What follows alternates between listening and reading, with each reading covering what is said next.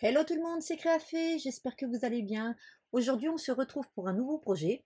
Donc aujourd'hui, j'ai décidé de vous faire une twist easel card. Donc ce qui veut dire une carte chevalet torsadée.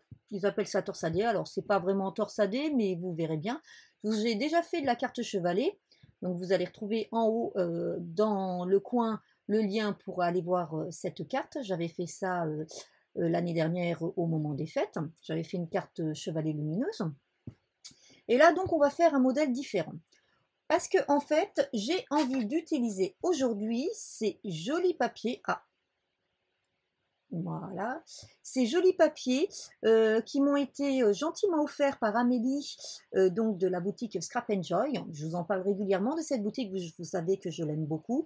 Et Amélie, elle a l'habitude de toujours rajouter quelques petits cadeaux à nos commandes. Que ce soit votre première commande ou que vous soyez habitué comme moi, il y a toujours plein de petites choses. Et donc, dans une des commandes que j'ai eues dernièrement, eh ben, j'ai eu ces 4 jolis petits papiers. Alors par contre, désolé, je n'ai pas en tête le nom de cette collection, mais je vous la remettrai dans la barre d'infos, ainsi que le lien vers la boutique Scrap Joy. Et donc j'ai décidé, comme là j'ai justement une petite carte pour un baptême à faire, j'ai décidé de prendre, d'utiliser ces petites feuilles qu'elle m'a offertes parce que je trouve que ces petites licornes sont très jolies. Elles sont enfantines mais sans faire trop bébé. Elles font délicates, elles font côté doux, angélique, tout ça. Donc j'ai trouvé qu'elles iraient parfaitement bien. Si vous me suivez, vous savez que en plus, moi, je déteste couper dans des belles feuilles de papier et donc j'essaye toujours d'utiliser ces feuilles au maximum et donc de les utiliser dans leur taille d'origine. Et c'est ce qu'on va faire aujourd'hui. Aujourd'hui, on va faire une carte twist easel en grand format puisque nous allons faire en sorte d'utiliser ces pages entièrement. Donc, si vous avez envie de savoir ce que c'est qu'une carte twist easel, eh bien, je vous invite à regarder la suite de cette vidéo. Alors, pour le projet d'aujourd'hui, vous aurez besoin de très peu de matériel. Il vous faudra, bon, bien sûr, comme d'habitude, de quoi couper votre papier à la base, mais ensuite, vous aurez besoin uniquement d'une table à scorer, d'une règle et d'un cutter, de colle ou de double face si vous préférez travailler avec le bout de double face, et vous aurez besoin de scotch mousse double face ou des carrés mousse double face suivant, voilà, enfin quelque chose de mousse double face. Donc pareil, suivant ce que vous avez à disposition à la maison. Donc pour ma base, je vais prendre une feuille de 30 sur 30 et j'ai pris blanc parce que je trouvais que ce qui était le plus en accord avec les différents papiers. Parce qu'à l'heure actuelle, je ne sais pas encore lesquels je vais choisir puisque là, j'en ai besoin de 3. Alors, pour information, moi là, je suis sur des carrés de un peu plus de 15. Ce sont des carrés de 15-25, voilà. Donc c'est pourquoi je vais travailler avec une base de 30-30. Par contre, si vous utilisez des papiers plus petits, forcément, vous pourrez travailler peut-être avec des formats de taille A4. Je vais vous expliquer en fait, moi, la technique pour réaliser votre carte et ensuite vous pourrez l'adapter aux mesures et aux dimensions que vous souhaitez. Donc, on va commencer par couper notre papier de base et ensuite, je vous expliquerai comment j'ai procédé à cette coupe, sur quoi je me suis basée pour prendre ces mesures. Donc, c'est parti. Donc, la carte twist easel, c'est une carte qui est à la base pliée en deux avec lesquelles on va faire ensuite un effet chevalet. Donc, en fait, vous avez besoin d'une base de carte. Alors, moi, je vais la faire carrée, mais qu'il soit carré ou rectangulaire, c'est vous qui choisissez. Et donc, comme vous l'avez compris, je vais travailler sur du 15 cm. Donc, ce qui va se passer, c'est que je vais prendre en largeur l'intégralité de ma page 30-30, puisque je dois multiplier par 2 au minimum la largeur de mon papier que je vais utiliser pour la décoration. Voilà. Au niveau de ma hauteur, comme moi je suis sur un format carré, je vais prendre 15,5 de manière à pouvoir utiliser tout mon papier sur sa hauteur. Voilà. Donc c'est très simple. Pour calculer les dimensions de votre base de carte, vous avez besoin de 2 fois la largeur de la carte que vous voulez sur une hauteur. Donc, je vais faire mes points de repère à 15,5 et je viens couper mon rectangle de 35 sur 15,5.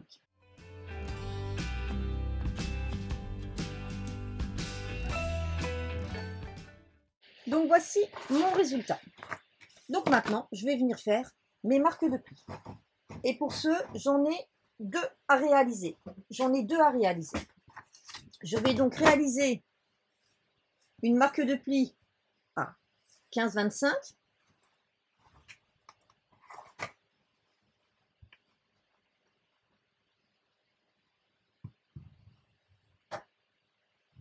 Voilà.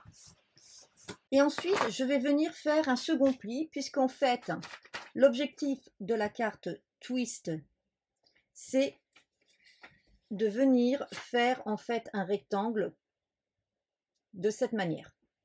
Voilà.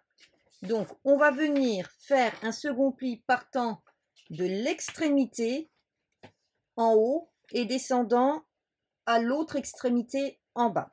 Alors, 2 solutions. Soit vous le faites avec votre table à rainuré en vous positionnant correctement, soit vous faites déjà votre première pliure et ensuite vous venez plier ça en 2. Donc moi je vais le faire avec ma table à rainuré. Donc je vais venir me positionner correctement, donc c'est-à-dire qu'on a dit qu'on prenait l'intérieur en haut vers l'extrémité opposée en bas. Donc je me cale au niveau de ma table à rainuré à une rainure qui est facilement repérable et en haut et en bas. Je prends mon plioir et je viens faire ma marque de pli. Donc je ne sais pas si vous arrivez à voir, mais vous avez votre marque de pli qui vient ici et qui descend jusque là. Une fois que c'est fait, il ne reste plus qu'à écraser nos plis. Voilà, notre suture est terminée. Vous voyez, lorsque on pourra déplier notre carte et la mettre en format chevalet, ça se fait impeccablement. Donc maintenant, nous allons customiser notre carte. Vous avez vu, la base se fait très facilement. Maintenant, c'est uniquement de la customisation. Alors, pour la customisation, eh ben, il faut faire attention à ces papiers, à prendre les papiers de manière à ce qu'ils se voient bien à l'extérieur et à l'intérieur. Donc, pour ma part, je vais venir reprendre celui-ci que je vais mettre à l'intérieur, puisqu'en fait, ici, je vais devoir faire un décor pour que ça se tienne debout. Je vais utiliser celui-ci à l'intérieur ici, parce que c'est celui qui se verra le moins. Et je vais utiliser celui-ci à l'extérieur, parce que c'est celui qui se verra le plus, puisque quand la carte est fermée, comme vous pouvez le constater, on voit bien tout l'ensemble, alors qu'à l'intérieur, c'est celui qui se voit le moins.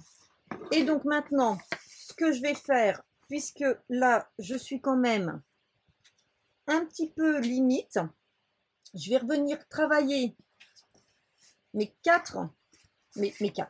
3 carrés en revenant leur retirer un tout petit peu, 1 mm à 2 mm maximum de chaque côté, de manière à pouvoir faire un matage assez fin, mais qui se voit quand même. Donc, je recoupe tous mes papiers et je reviens vers vous. Donc voilà, je suis revenue couper mes 3 papiers et j'ai fait en sorte qu'ils fassent 14,8 de large au niveau de mes carrés. Et donc maintenant, je vais venir les couper en 2. Par contre, je fais très attention avant de les couper, de bien les repositionner là où ils doivent être, de manière à les couper dans le bon sens. Donc ici, il faut que je coupe d'ici à ici. Et là, je me rends compte que j'ai pas mis mon papier dans le bon sens. Donc, si je veux que mon papier soit dans le bon sens, voilà, il faut que ce soit d'ici à ici. Donc je prends cutter et règle et je coupe en diagonale. Donc voici mon résultat. Donc le fait d'avoir coupé fait que j'aurai aussi à ce niveau un petit matage, donc ce qui est intéressant. Et je procède à la même chose avec le second papier que je souhaite sur cette partie. Le troisième, on ne le coupe pas, il reste tel quel. Donc maintenant, nous allons pouvoir coller tous nos morceaux.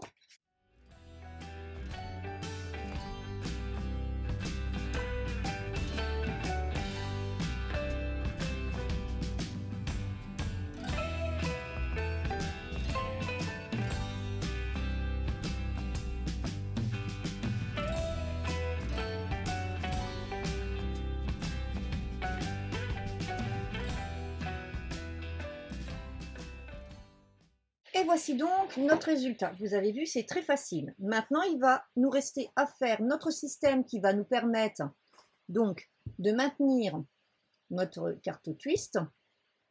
Et donc, pour ce faire, je vais découper un certain nombre d'éléments que je vais venir mettre en relief pour avoir justement ce côté chevalet qui tient. Donc, je vous retrouve tout de suite après, le temps de préparer tout ce dont j'ai besoin pour faire mon petit chevalet. Donc voilà, je suis venue découper avec ma machine de découpe quelques petites formes. Alors j'en ai pris dans le thème, bien sûr, avec les petites étoiles, la lune, tout ça. J'ai rajouté des petits papillons. Donc pour l'instant, je ne sais pas trop ce que je vais utiliser. Et dans tous les cas, je vais venir aussi customiser avec d'autres choses. Mais avant tout, là, je vais venir donc créer mon système chevalet. Et donc là, pour ce faire, il va falloir que je mette dans un premier temps une forme plutôt assez pleine qu'on va venir coller avec du double face mousse de manière à ce qu'elle fasse buter. Donc, je viens prendre du scotch que je vais mettre sur ma petite lune parce que c'est elle qui est la plus pleine et plus grosse au niveau de mes formes. Et moi, comme je veux que ce soit un petit peu plus haut, je vais mettre une double couche. Voilà. Alors, ce que vous pouvez faire, c'est vous pouvez prendre aussi l'astuce du carton. Hein, vous savez, vous mettez un morceau de carton en dessous et seulement après, vous venez coller avec le double face. Et donc maintenant, eh ben, on va positionner notre chevalet là où on le veut quand il est levé et on va venir coller notre première petite pièce qui fera buter de manière à ce que ce soit positionné comme il faut. Et voilà. Et donc maintenant, il ne reste plus qu'à venir compléter notre décoration de manière à finir notre carte. Et si je fais ceci et que je referme, vous voyez, je peux envoyer ma carte sans problème. Donc je finis toute la décoration en accéléré et puis je vous montre le résultat après.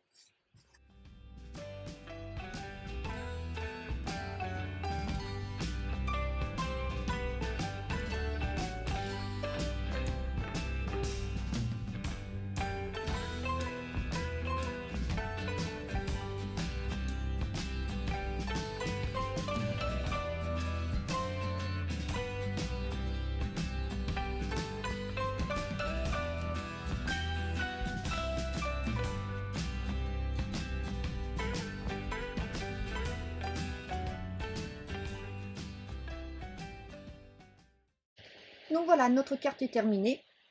Il ne me reste plus qu'à mettre quelques petits strass pour venir finaliser notre carte. Donc comme vous pouvez le constater, elle se plie complètement pour pouvoir être envoyée. Et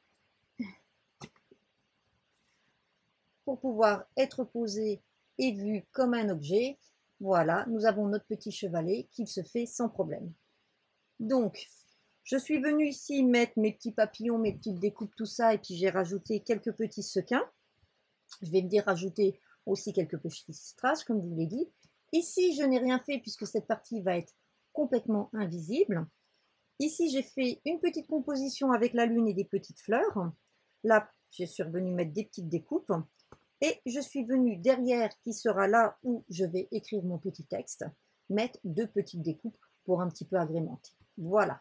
Donc comme d'habitude, vous verrez à la fin de la vidéo les photos finales. En attendant, j'espère que cette petite création vous aura plu et vous aura donné des idées. Vous l'avez constaté, il est très facile de faire ce genre de carte. Pour les dimensions, c'est très simple. Il vous suffit de savoir quelle hauteur vous voulez, quelle largeur vous voulez de votre carte. Et votre largeur, c'est le double au niveau de votre base. Pour faire votre largeur de base, c'est le double de la largeur que vous voulez de votre carte. Ensuite, simplement, faire très attention à ce que votre pli il parte de l'intérieur et qui remonte vers l'extérieur. Et pareil pour la coupe de vos papiers. Le mieux, c'est de mettre vos papiers par-dessus la face que vous souhaitez customiser et de là vous rendre compte dans quel sens vous faites votre diagonale. Je vous souhaite une bonne journée et puis je vous dis à très bientôt pour de nouvelles créations. Bye bye!